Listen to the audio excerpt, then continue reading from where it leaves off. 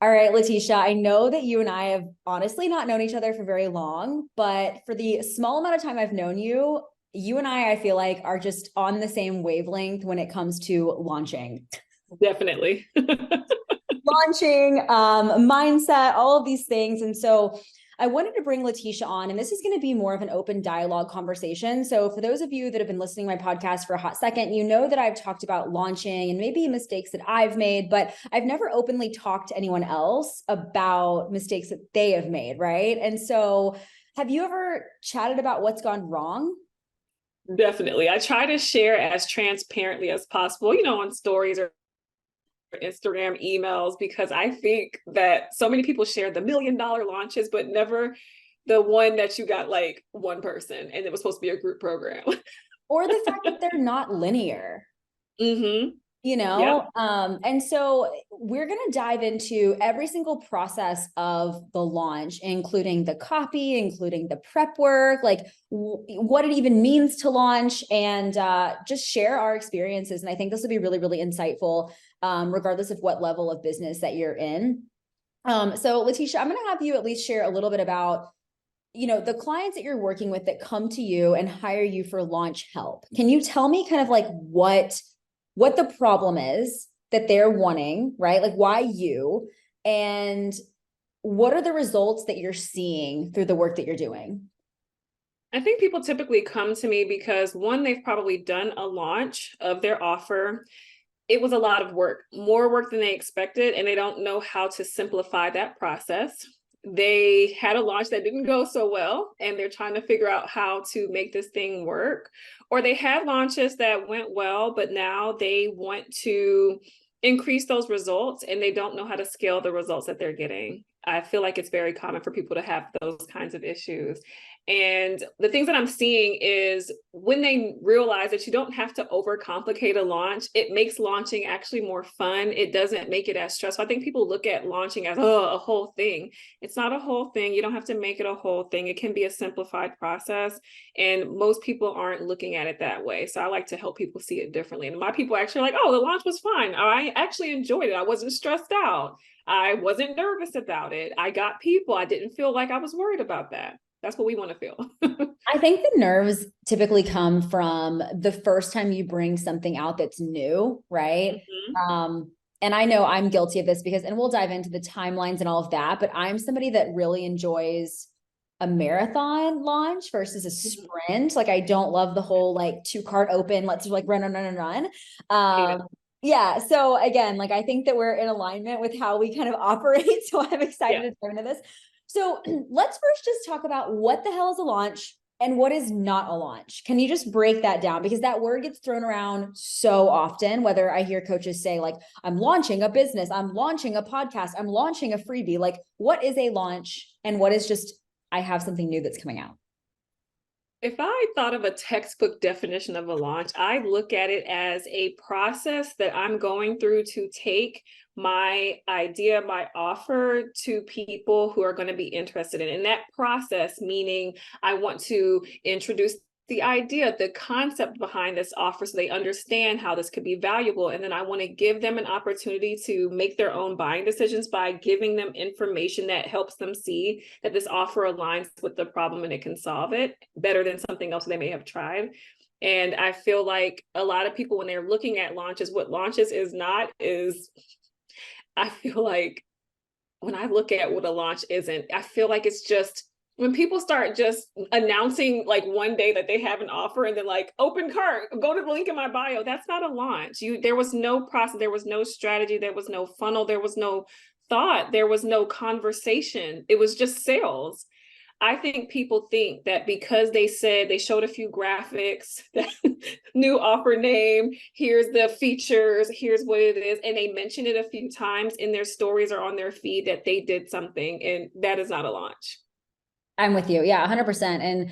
And I bring this up again because I do think that that word gets thrown around a lot. It's one of the flashy words, right? I'm going to launch. And then you couple that and you see coaches talking about $1 million launches, like you said, multi-six-figure launches. And again, like I'm guilty of that stuff, but I also am very transparent about how many years it took to have that or the Mm-hmm. cycles that it took to get there, right? And so as you're listening to this, I want everyone to be mindful that, like, please do not compare your day 365 to our day like 1365 or whatever, right? I'm just making up a number right now, but it's like, failure is part of the process. And even a successful launch has failures, whatever successful means to you. And so I really want to break this down and kind of talk about the flow. So when I think about a launch, right, and I want to dive into each part of this step by step, but when I think of the big picture, and I want to hear your idea too, and I'm oversimplifying this, but there's obviously some market research done.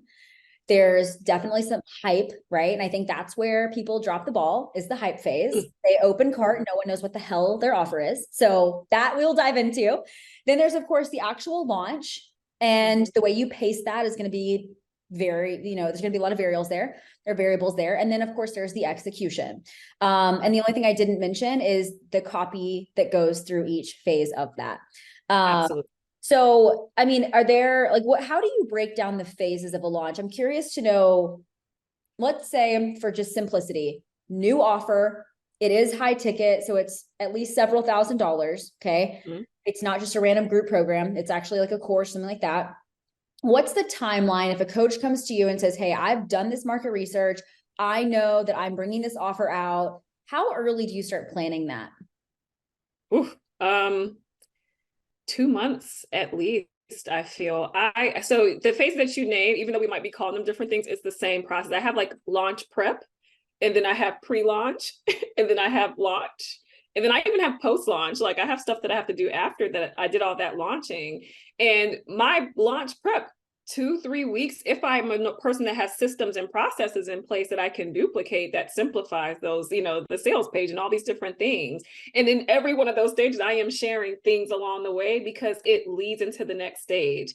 It's easy to go into that hype phase, or in my case, pre-launch, if during my prep phase, I shared what I was prepping for.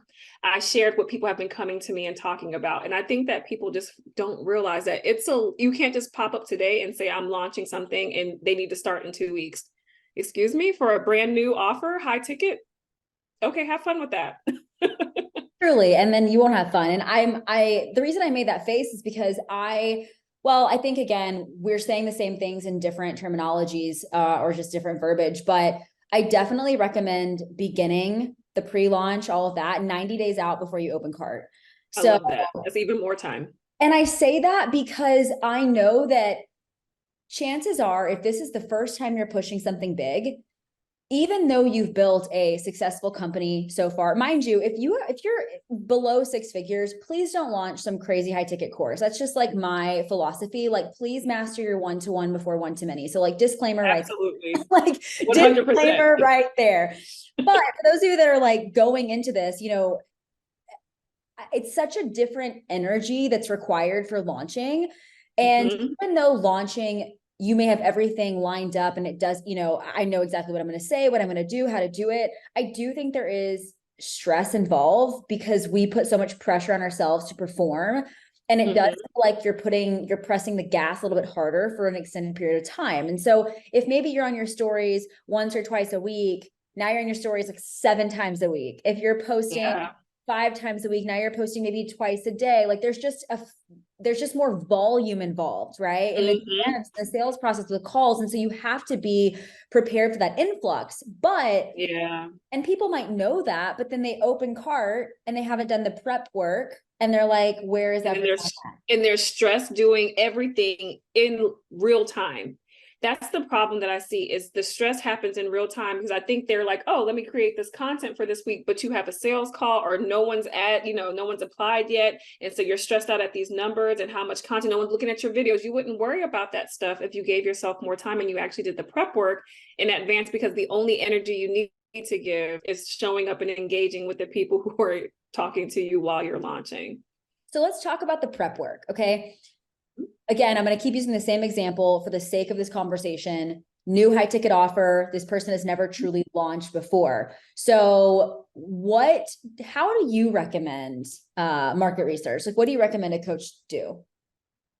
The good thing is we're both on the same page about having one-on-one, right, beforehand, or some other work where you've worked with people who you think that you want to work with, target audience, we'll air quote that. And if I've worked with enough of those people, my applications, my intake forms, all of that stuff is asking market research type questions. What made you come to me? What was your biggest struggle? What goal do you have? What stopped you from hitting that goal? What do you think is your issue right now? All of those answers becomes my initial market research. Then I might ask some stuff on stories or whatever you have your community, Facebook community, wherever you have a community platform, you should have a good enough relationship where you're engaging with those people. What questions are they asking you? How are they commenting on your posts? What DMs are you getting from people who privately share their issues? I need to collect all that data. Those are some of my favorite places. Now, I know some of you may not necessarily have big businesses where you maybe have had a lot of clients to get this kind of information from. So then there are those other community networks that other people own, but your people are in. Look at what they're asking on those people's platforms, your competitors, what are their comments on their pages? Those are great places to get, I feel, initial market research from real people that you can verify this person aligns with my ideal client versus going to, like, I don't know, some online forum or something like that, which I know people tell people to go and look at, Answer the Public, all those cool places. But I need to know what those people look like. And are those the kind of people I would even want to work with asking those questions? I've actually never heard anyone say that, like that's I've what to seen it. do. It's So so annoying. It's like the most general advice for market research. And I'm like, cool. that's good when you have a brand new company, but existing business owners should be able to find people who look like the people they want to work with somewhere and engage with those people. You should already be in those rooms.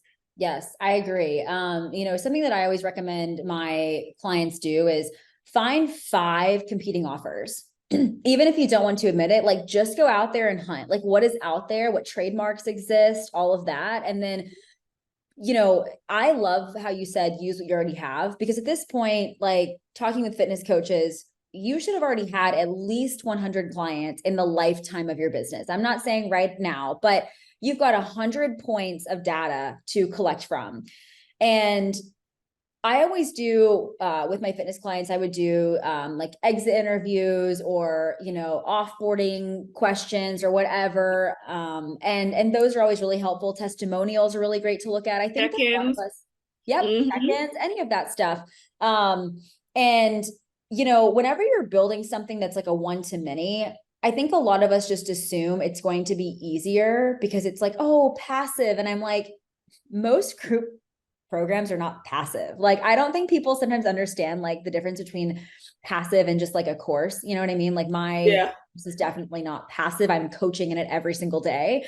Now do I make sales through it? Does my sales team kill it? Yeah, of course, but it's not passive. It's not just a membership floating out there. So I think it's really Yeah. important to ask your audience as well. You have lurkers that have never purchased from you. So one thing that I love doing is I've done market research posts before where I've posed a few questions and basically I just offer up 15-minute calls to just kind of do some free coaching. I give them a Starbucks gift card for hopping on a call with me. They're Yep. not a sales call, and those have worked really well too. Because if you can even Absolutely. get 5 people on a call with you, like that's helpful because there's people in your DMs right now that have never purchased, they've talked to you, they've built rapport, they're not ready to buy yet, but they're willing to hop on a call and chat with you for sure. Exactly. Exactly. Cool. So, all right, market research is done. People want the offer, it's needed, who your competitors are. Awesome. Tell me how you map out this like pre-launch or hype phase. I start mapping out how I'm going to share, what things I am going to include in that offer, because just mapping that out and showing people that process gets them already micro excited, like, oh, or curious or nosy. I basically just want people to be nosy and have FOMO as I'm creating something. And it's the easiest content because you have to do it anyway. Like you have to create the stuff, you have to create the resources, you have to set up all the things. If you're going to do that anyway, why not record that times, like a little time lapse video, share a little screenshot with it kind of blurry and, tell them what you're doing, tell them your thought process. I remember when I created my VIP days back in 2021, I had an idea for it and I went on a whiteboard and wrote it all out. And then I got on my stories and I just word vomited on like 20 stories. Cause that's back when stories could only be like, I don't know, 30 15, seconds, it was 15 like seconds. Yeah, 15 they were 15 seconds. seconds. And I remember word vomiting for like 20 of those. And then I was like, okay, and that was it. Not thinking anything of it. Do you know how many people DM'd me and started asking about that offer? I'm like, well, it's not out. This is just an idea that I had.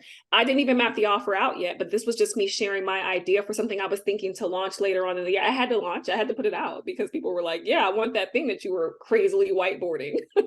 So that to me, that's funny because that almost sounds like an accidental launch, right? Is what you're saying. And that same thing happened to me in 2021 as well. I had already put out my course and I kind of panicked because I was like, fuck, where do they go after? Like, there's no place to go after. And at the time, I didn't really want to have an alumni program because right here, I was, I had Fitness Coach Academy. It's getting coaches to 5K months. Okay, cool. But like, what happens? How do we get them to 6 figures? Like, what's the next level? And so I basically just said, hey, I'm opening up 5 spots for a group program. And like, I'm going to build a 6-figure base. And everyone's like, wait, I want that. I want that. I want that. And I was like, oh shit, I have no sales page. I have nothing. And so, like working that for a little bit, that offer is no longer a thing because we've revamped a lot, but it was just so funny. And I'm with you. I love that you mentioned you just shared stuff. And I think a lot of this hype phase, we try to plan out like what the hype looks like. And the best thing I can tell you is you're already doing the work. You're just forgetting to turn on your camera. You're just forgetting to like show it, right? All of the like computer late nights and early mornings and modules you're creating, like that Brain is dumping docs, everything. yes, right? And just like little teases, right? Like, like you said, the blurry, it's the screen blurs for me, right? Just, or like take a picture and like, draw over it. Eyeballs, can't wait to see what module 4 is going to be. This is going to change the same for XYZ. Tap this to get first dibs. Boop. You know what I mean? Like it's simply crazy. So what is your okay, so that's stories. But at what point during, like before the cart opens, at what point do you actually identify what the offer is, the name for it, all of that? All in my prep or even before the prep phase, I kind of already know that stuff. Like I feel like I have a stage where I do what I call just my messaging stage. And in this stage, and it's usually in my prep phase, I want to come up with the name, all the like high level things, the framework of whatever that offer is going to be. This is why it ends up being some of the early stage content because I have to map those things out. I'll even have people vote on names. I'm like, oh, I was thinking the name. It's such a fun thing to do because it gets them, they feel like they are involved in creating that offer and now they want to buy something that they helped you to create. This is just all mental psychology, but you got to do that stuff. So yeah, I feel like really early on, I'm like thinking through, okay, I need to do these things. I already know what like launch assets I'm going to need. So I already know I need this to be, these colors, whatever. I have all those ideas really, really early on as I'm kind of doing my preparation because now I have to do eventually a sales. But I'm not saying you always have to have every single thing, but I know those things are coming and I do all that preparation really, really early on that's definitely before I'm launching. I know what I'm going to call this thing before I call myself launching. I know what the name is. Branding is one of the most important things you can do for people to remember what the hell that offers. I need to get my domain name before I start sharing it and launching it. So people can go to that domain name. I buy the domain name and point it right to my existing website all the time. But if I'm ever being interviewed for like media, I want to be like, go to revolutionarysociety.com, not, hermarketingcoach.com / like, it's just too much. Go to this domain name that I spent $13 to buy. It's $13 max to buy this stuff. All that should be done. Nope, I with you. And that's the thing. It's like these domain names are so cheap. I was just laughing about the, voting on a name because that's definitely what I've always done. With the exception of my most recent mastermind, because I honestly wanted it to be such a like hard launch, which I'd never done before, which was kind of fun and different, but it was almost like I was launching for something that wasn't out yet, but I was like, it was almost like a trust me, this is going to be really cool. And so I was kind of talking behind the scenes about it. And so people in my DMs knew, but the public didn't know.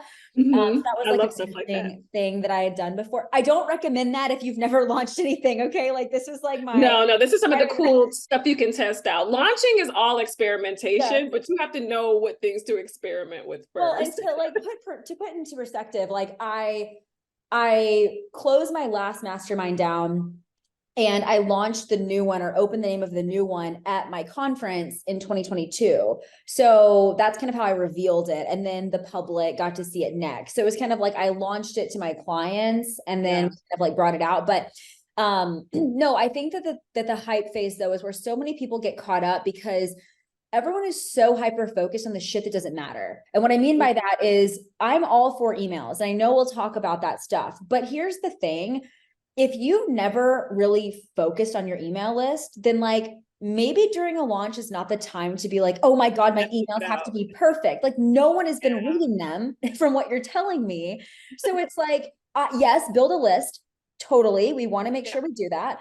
But if you've gotten all of your sales from DMs or Facebook messages or whatever, then like this is not the time to just say like we're going to go heavy, heavy, heavy on the email structure because makes you're gonna burn out, right? So Mm-hmm. during the hype phase, you know, I'm making sure people know the name of my stuff. They're seeing teasers of the sales pages. There's some, I would say that there's some, I don't know if it's controversial, but like there's some back and forth mixed opinions on the whole wait list thing. Do Okay. you do wait lists? And if you do, how early do you typically open those up? I do them sometimes. So I do have them sometimes. It's not a major part of my marketing or launch strategy. I don't feel like I have to do it. When I do them, it's because like for group programs, you have cohort sizes usually. So you usually have a size or a limitation to how many people you want in a cohort.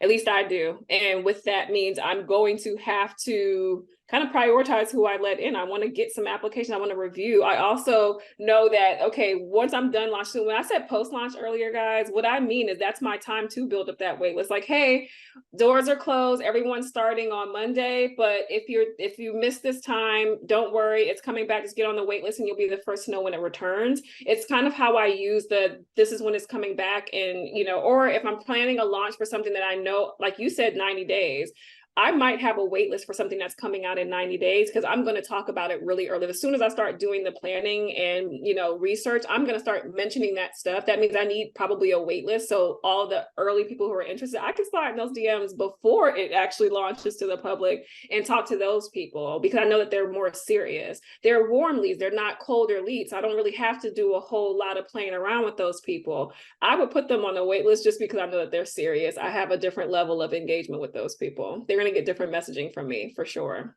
So And you can strategically leverage a wait list. well, and that's where I would say the wait list is where I would encourage you to play around with emails if you're not already using them, because the wait list is going to get typically some deals, some perks, some early access, whatever it looks like. Yeah.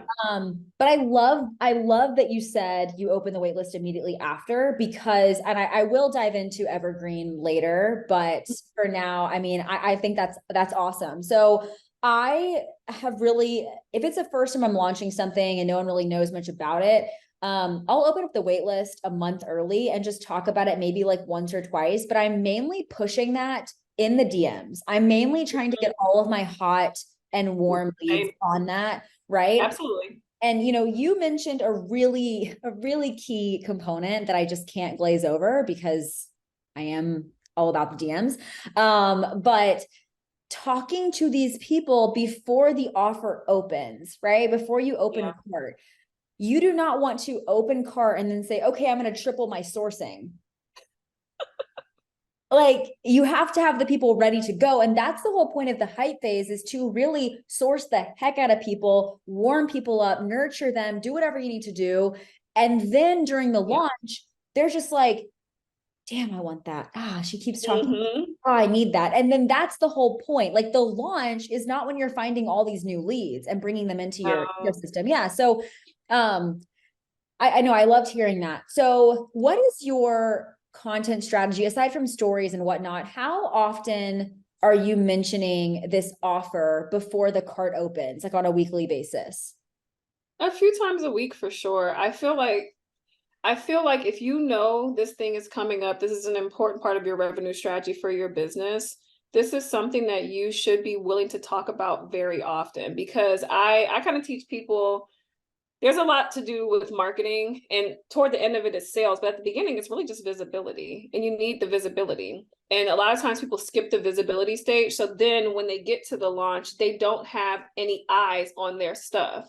But if you took the time to do visibility, then you would have all of this stuff leading up, which means you should be talking about it and creating the visibility around the messaging, the problem that it's solving, bringing up the points of the pain points around that problem, because all of those things are going to activate the people who will buy from you when the launch does come. And I think a lot of people skip that, and so they don't have as many people who care. They don't know that they should have cared. They didn't have enough time to prepare to care.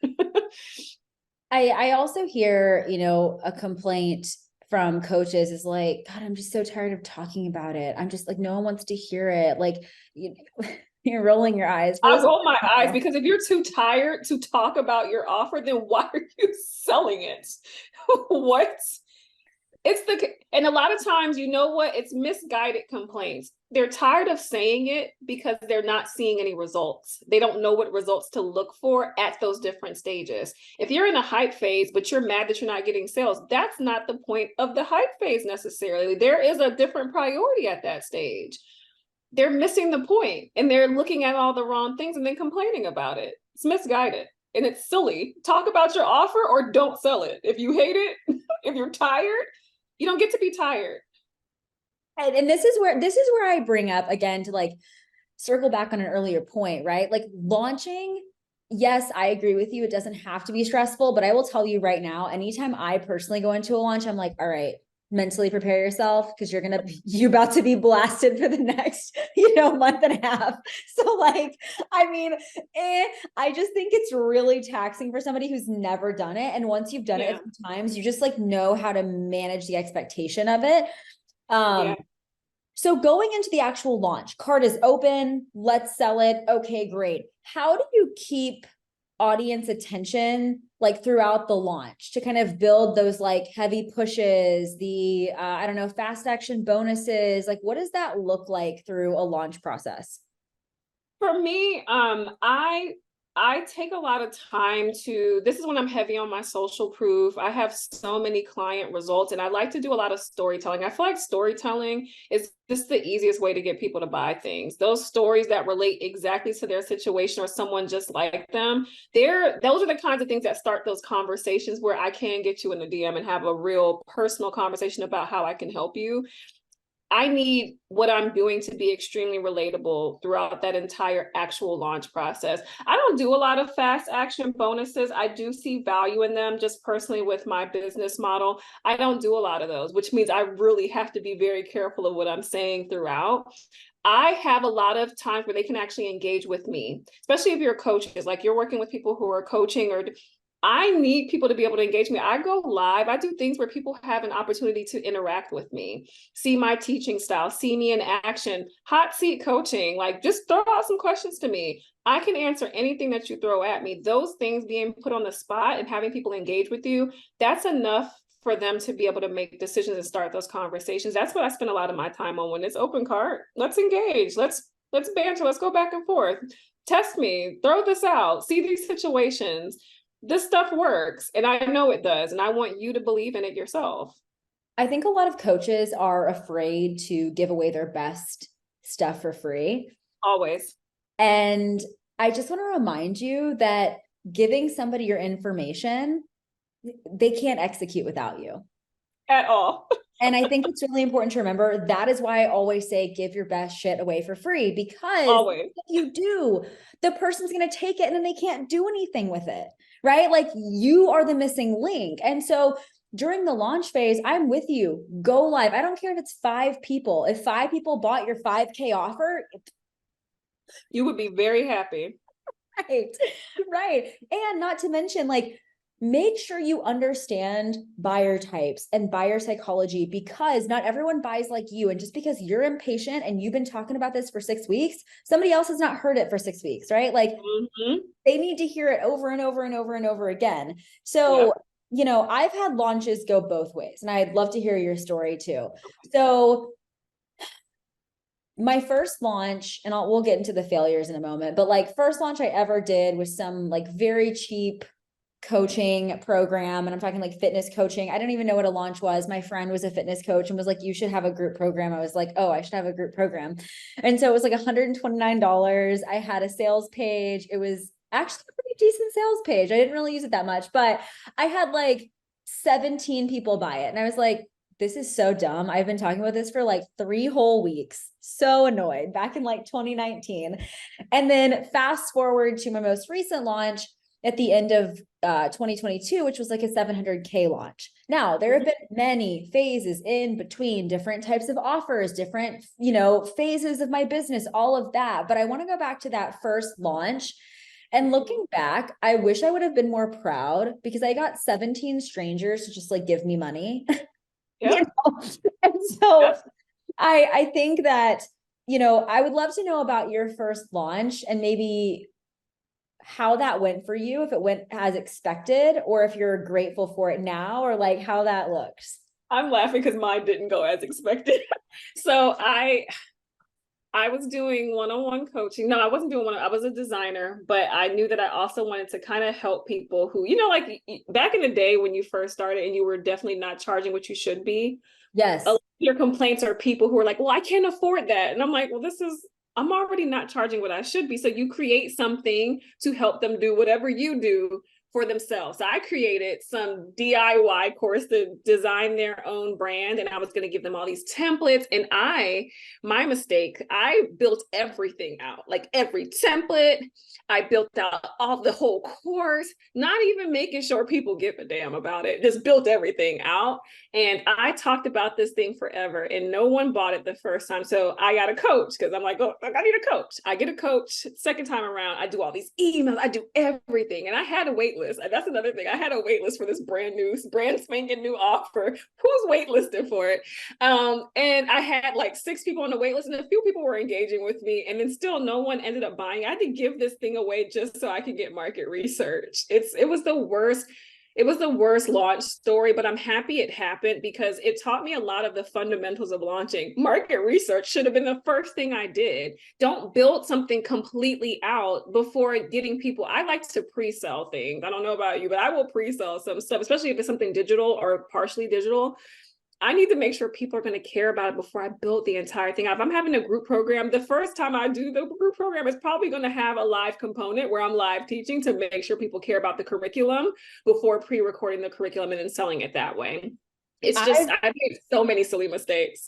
That's so funny. I'm going to ask you so many more, but it's just so interesting because like, I think it's really important to highlight that, failures are so helpful in the process, like for everything. And I just want everyone to know that like whatever numbers we hear, and I really haven't been number focused on this podcast for a reason, but you're going to make mistakes. And that's seriously like so necessary. So if you are somebody that is like a perfectionist, which I totally resonate with that, like just remember that perfectionism is procrastination. Do not let that be like the fallback for you because you have to fall on your face a few times and you will through business. Like we're all doing crazy things. Like that's why people, give up is because we're all doing these crazy things that involve failure and involve challenges and hardships and whatever, because people don't want to do it. But like you're listening to this, which means you want to do it. Like you've shown up to do it. But yeah, I wasn't until my first like successful launch I would actually consider success was when I first brought out what is now, well, it's always been Fitness Coach Academy. And I brought that out in 2021. And to your point, I made sure that it was live. And this is what I also want to say with some coaches that are listening.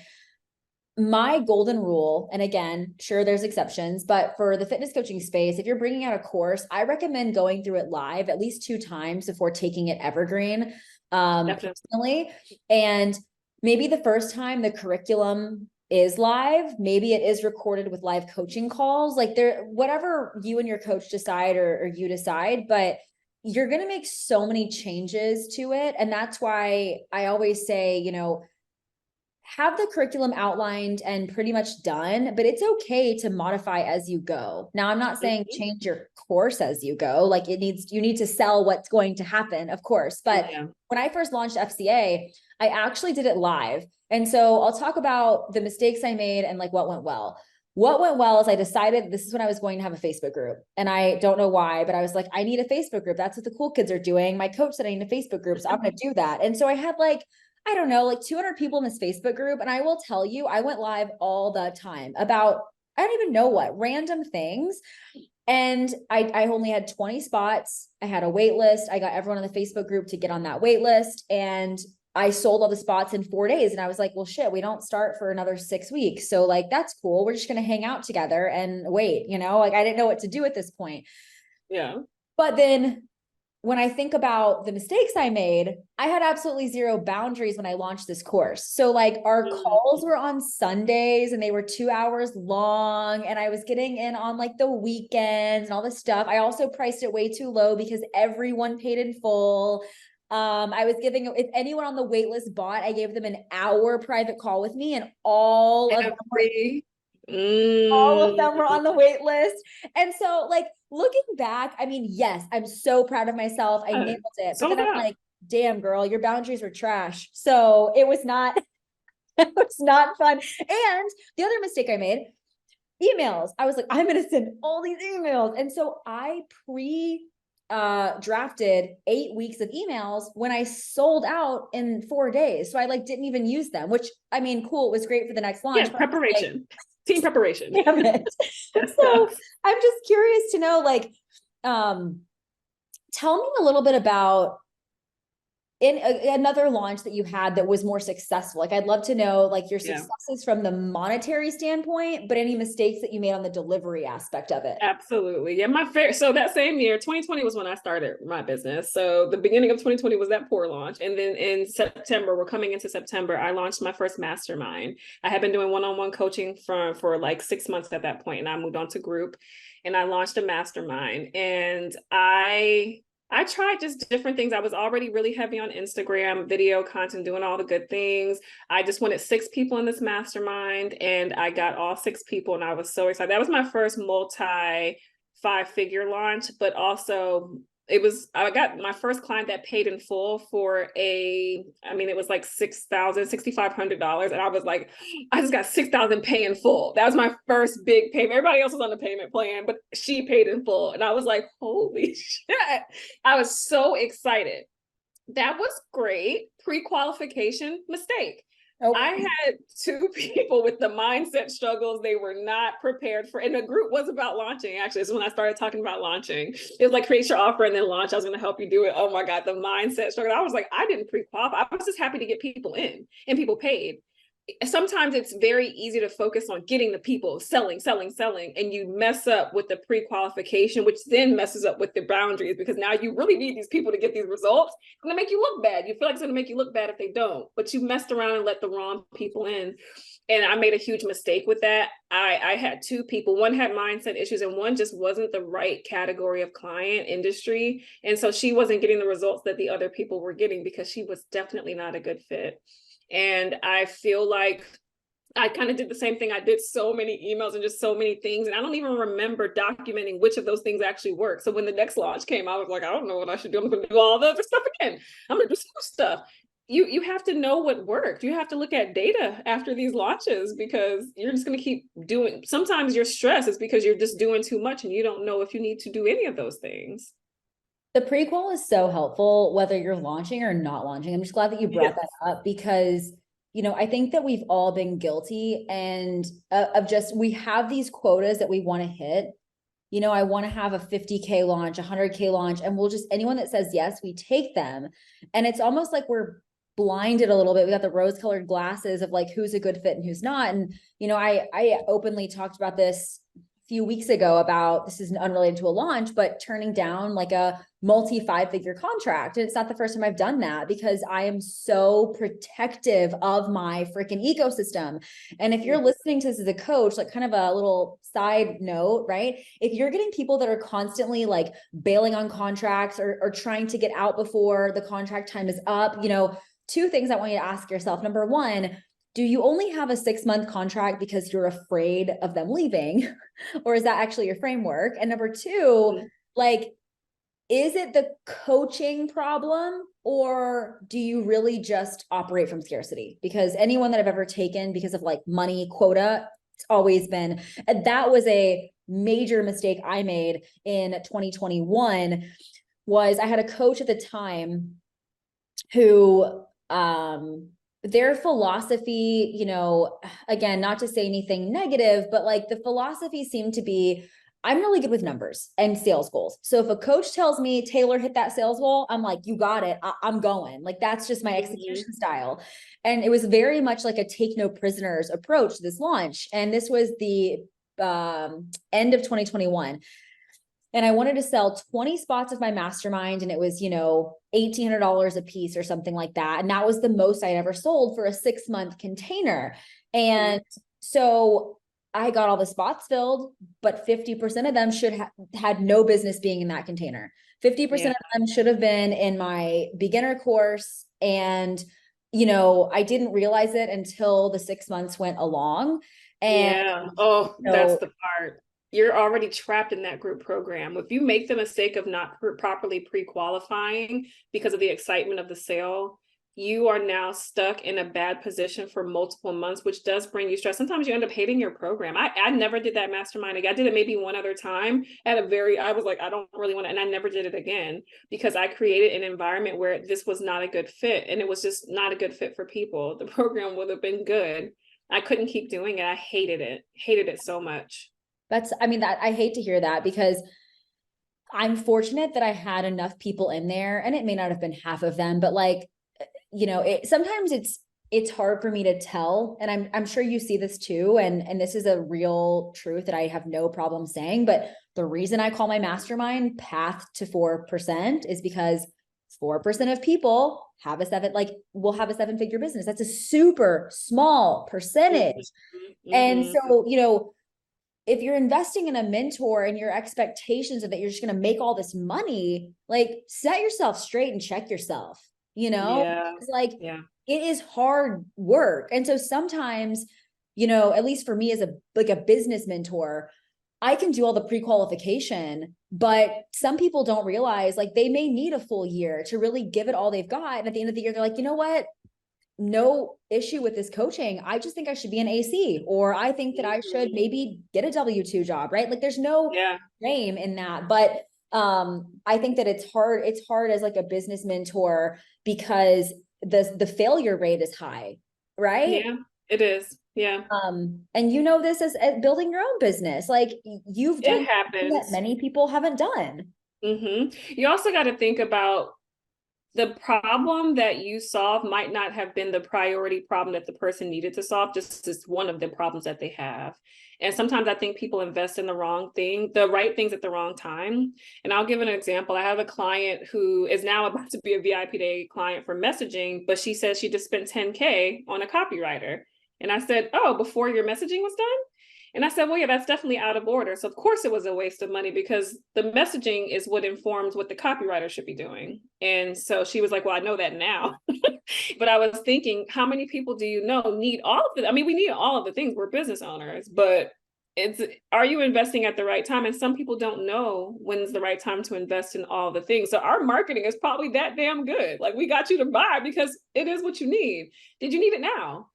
They don't always need it right now, and they don't know that. People aren't as informed buyers. Not every buyer is smart. You know, we're doing our best to get the message across, but not every buyer knows. I buy a lot of things impulsively that I don't need, but I just like, oh, cool. You know, you can't help it. So you have to know that it's not like you can't control the outcomes. All you can do is control what you're giving to the people. I agree.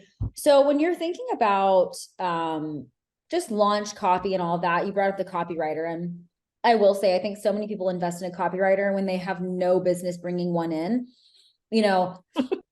Disclaimer also, like, please don't launch anything unless your messaging is so crystal clear. Like the problems you're solving, how you're solving it, the point A to point B, like the transformation, the framework, all of that needs to be so crystal clear. Because I've had clients where they submit their, you know, sales page copy to me and I'm like, we're not ready.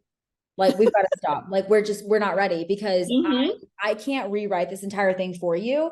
And if you and I've also had clients hire copywriters where I really didn't advise for that, but they did it because they didn't want to write. And I hear you. I get it. Like I'm a weirdo that likes to write copy. I get it, whatever. But I also am really good with words and really great with marketing. That is one of my strengths. Whereas if you're still working on that and then you give it to a copywriter, they are relying on your You. vibe and your methods. Like they can't create your personality. So if you No. sound like a doorknob and everything else I'm reading on Pinterest, then like your sales page is going to be trash, you know? Yeah. Even things that I've outsourced a singular sales page, and I've outsourced a few pages of my website. And even when I outsourced the sales page, again, it was great, but take your personality and they like turn it down like 15%. You know what I mean? Because they're not you. And so I still had to go through and like zhuzh it up a little bit. Yep. But you know, I always recommend like do not outsource your first sales page. Don't outsource your first sequence. Like figure out what works, what funnel works for you. And if you don't know, that's a clear sign that like you shouldn't hire for that yet. Right. Exactly. I 100% agree. Those people are just service product. People hiring social media managers too soon too. I'm like, you are throwing Don't these get me people started on the wolves. social media Oh my manager. God, it makes me so mad. I'm like, these people are not, they're your service part. They're your executor. They are waiting for you to tell them what needs to happen. And then they're just going to execute that task. They're task oriented people. So if you come to them with a task, they're like, okay, I'm going to do it, but they're expecting you to give them the intelligence. And I feel like most people don't recognize that they have to be in their business and work in their business and understand themselves and who they're serving really, really, really well. And that comes with time, that comes with learning, that comes with, experience. And they're skipping the experience and hoping some other person can step in and do it for, like, think for them, be you. As a coach, as the actual person that business is built around, that's interesting to me in a bad way. I think that 9 out of 10 problems that business owners have could be solved if their messaging was better. Always. Yeah. I'm literally doing a post on messaging, and it's about the $10,000 copywriter. And it was like talking about how you don't realize messaging is literally the foundation for all the other things that you're doing. That pretty branding that you put on the website, but you should have had the messaging done first. That sales goal for the year, do you know what you're doing? Like, where's happening to this business? Like, where is it going? Like, all of this stuff foundationally, a lot of it just leads back to your messaging. All the copy and the captions and all that crap that you're saying, it all stems from that point. And most people don't understand that. It's because they don't really understand themselves, and they're not doing that research that we talked about earlier in the episode. Like, you have to know these people inside and out that you want to work with, not the people that you get, because sometimes we get people we don't want to work with, but the people that you got, that you actually enjoyed working with, that got the results. You need to know everything you can about those people. I have such good relationships with my clients, past and present. Yep. Such good relationships. Yeah. Aside from the messaging, okay, putting that aside, assuming your messaging is great. If you think about the clients you've worked with that have had multi 6-figure, maybe even 7-figure launches, what are some commonalities that we maybe haven't talked about yet? I mean, a lot of it we've talked about. The preparation is done. I think that they have good brand authority, brand awareness. Brand authority is something I think a lot of people are missing. Like, if you're not putting any thought leadership content out there where people understand that you know what the hell you're talking about, it's really going to be hard for them come D-Day, where they need to be purchasing, for them to be like, I know this person's putting out this really big promise, but do I believe they're going to help me get there? A lot of people skip the stages where they build that real trust. So I think, yeah, brand authority, I think these people took the time to really showcase, and I mean, in so many words, brag about they know their shit. And it's very clear. I think that these people, I know we said to skip messaging, so they had their messaging. I also feel like they had good sales strategy. It's fine to make all these leads and get all these people interested, but I think a lot of people struggle with just sales. And I noticed the people who are actually converting all these people, they know sales. You can't just have marketing. Marketing is like your offense, but you still need defense, or one or the other. You need both. and people don't usually have both. Would you say that these clients that are successful have multiple platforms that they're on promoting their launch material? I think they can if they're doing it successfully, but they don't have to. Are there any long form content platforms, like for example, a Definitely. podcast? Okay. Mhm. Yeah, I think that if you have a long form content platform, that shortens the amount of creativity you have to have with content. I like to take my long form content and split that up into the short form content.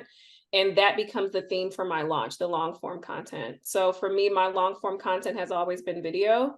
Right now, I'm shifting it a little bit into podcasts. I've had my podcast since 2021, but I'm shifting mine into podcasts. Some people are better at writing. I think you need to know your marketing style that's going to work, that you're going to be able to keep up with. Some people it's writing, that means you need to blog, right? That's going to be your long form. Some people are great with video, cool. Then YouTube or whatever you want to put your long form video. I'm still in the Instagram girly. And if you're the kind of person who does not want to be on camera, but you like your voice, then make a podcast. But you need something long form to carry the weight of your content creation, because you're not trying to be a professional content creator. You are trying to make money and make sales for your services. So we need to spend our time creating less content and utilizing the content that we already have. And I think that it comes from long form for sure. Well, and the more time somebody can spend with you during the day, the more likely they are to buy, right? And Yep. so definitely do not divide your time on 4 different platforms if you're only able to give Too much. 25% on those platforms. But if you're killing on Instagram, start a podcast, right? Or start a Mhm. YouTube channel, whatever feels easier to you. But in Yeah. the DMs, if somebody's going back and forth and giving me some struggle points or pain points, whatever you want to say, then I'm like, here's a podcast that will solve that problem. And then they're Mhm. binging my content, Yep. they're spending time with me on their walk or in the car, right? The more time that you can spend with somebody, they're going to buy from you. Absolutely. What would you say is okay? Give me some signs that you are not ready to launch or that you shouldn't launch. Signs that you're not ready to launch is that you have no idea how to articulate the problem that you solve. That's a big major issue that I see for so many people, that I think stops them from having a good like launch or good sales or conversions. It's because they really aren't articulating that problem that they solve really well. I think signs that you're not ready to even start your launch is you're not getting any sort of engagement with people. Like, I feel like that's what the hype phase is for. That's what pre-launching is for. This is the things that we've been saying. If during your hype there is zero hype, we shouldn't move to the next phase. Like, if there is zero hype during your hype phase, If it's chill, don't move forward. let's not move forward if there was no engagement. And again, I think people are so pressed for their own deadlines that they're like, well, I'm going to move forward because I said I wanted to start my cohort on September 12th. Well, if all of August you had no engagement and zero interest, then I don't think September 12th is going to really make a difference. Um, No, that's such a big one, though. I do those want are to. the biggest ones. Yeah, I think that those are I the want two to biggest hit things. on that one because on one hand, and I'm sure you're probably the same as me, I'm very adamant with deadlines that I set for myself. And if you are Yeah. not setting deadlines in your business, there is a problem, right? Like there has to be some urgency, but do not be dogmatic with the deadlines you set. So there's this delicate balance of like somebody that keeps pushing things off versus being realistic. I know my first launch, or my first successful launch of my course, I actually shifted it about 3 weeks the first time. And I was super bummed that I did that. But I just like needed my sales page to be a little more refined. And I'm glad that I waited because it made a difference. Um, Mm-hmm. again, like I know we've already talked about it, but you're not ready to launch if you don't have the team support too, right? I don't recommend launching personally if you're a total solopreneur. I would say make sure you have somebody who's at least a VA, who can kind of manage the onboarding, offboarding, maybe help you with the sales page, graphics, just something to help you a little bit. Mm-hmm. But that's just a personal preference. I don't want to say that's a hard, fast rule, but chances are if you're launching, you are making into the 6 figures, like you should have a VA at that point. Yeah. Yeah, Hopefully. I get that. Yeah, and then systems and automations too, that'll take care of a lot of the issues that you're having with having to do things manually and needing the team. You can have a smaller team if you had things and processes in place to make it easier for you, for sure. I'm that's the thing. I'm such a big, like I love a small team, just like Yeah. really good people, small team. I've never, I know so many people who have so many like fractional team members and there's like a ton of them. And I'm like, how do you manage all of that? Like, what are they doing? I Right. hate every bit of it. I did that last Yeah. year. Huge mistake. You're like, I did that mistake. Um, Yeah. what what would you say is if you could give somebody one piece of advice before they're launching, what would the biggest, even if you've already said it, what would like the number one piece of advice be for launching? My biggest piece of advice for launching is to prepare for it. I think that your greatest asset is going to be preparation. You're right. Every launch is really going to have some level of stress, but I think it's a far less stress when you're prepared, when you know your people, when you do have some systems and processes in place, when you do have some of those tedious tasks taken care of in advance or scheduled out, when you do know what you want to say or how you want to say things, when you do know exactly which platforms actually work for you. I think that preparation alleviates some of the stress that you wouldn't have to have during the launch. And now you get to just be stressed about converting people, which is going to happen anyway. But you don't have to be stressed about things working, not working, all the work that you're having to do on top of your regular work and selling and sales calls. I just think that preparation is just an understated necessity and a thing that can really help you for your launch. With you 1,000%. I think that if there's a piece of advice that I could give for somebody's first big launch, I would say remove all expectations and act like it's halftime every damn day. Yeah. Because this whole idea of, oh my God, I opened the cart 4 days ago. I don't care. You're launching for 7 more weeks. Like it doesn't matter. Right. And we start to freak out. And I think that people have to understand, like, you control everything. Like you can control your sales. You can control that. I know people say, well, Taeler, no, it's not that easy. I can't control my sales. Like, well, there's something that you can control that you're not, whether it's the messaging, the content delivery, the DM strategy, whatever it is, there is something that you can control, right? And so I think that that's really important to realize is like you can land the sales. But if you did not get the results that you wanted from the launch you had, try to be as non-biased as you can, but give yourself a review. How was the update? Absolutely. You know, like Yep. how if a launch doesn't go according to plan, even with the client you've worked with, like what do you do? What are you looking at? Post launch is where I handle that. I know we talked about phases. That's what the post launch for me has always been. It's like, okay, that launch happened. What went well? What didn't go so well? You know, are my people getting onboarded? Did I go ahead and let everybody know when I think the next time this thing is coming back? Did I put the wait list out? Did I switch the link to go to the wait list versus the sales page or whatever you have to do? Like that's what that phase is for. You should definitely be assessing performance for yourself after. Yeah, I agree. Is there anything that I didn't mention regarding launching that you would want to share with somebody for their first time? No, I think the last thing you said is what they needed to hear. That release all expectations for your first launch. You do not know what the hell is going to happen. You have goals. You have done your research. You feel like you've done everything. Now it's hurry up and wait. Let's see what happens. Let's put it out there and see what happens. And then you can start to manipulate that and control it and do a lot better of a job for the next launch and so on. But I think people go into that first launch and that sets the tone for how much they launched in like next time. And I'm like, you're so disappointed from your very first launch where you knew nothing and you let that discourage you from putting out that dope ass offer for no reason. Like put it back out there and now you know what things you can do differently. Yeah, I mean, I've had clients where they've launched a brand new offer, they've put all this work into it, and they had this goal of like 20 people or whatever, and they sold 10, right? Or whatever the number is. And it's like, can we celebrate the fact that 10 people gave They you never a win? celebrate the wins. Like, No.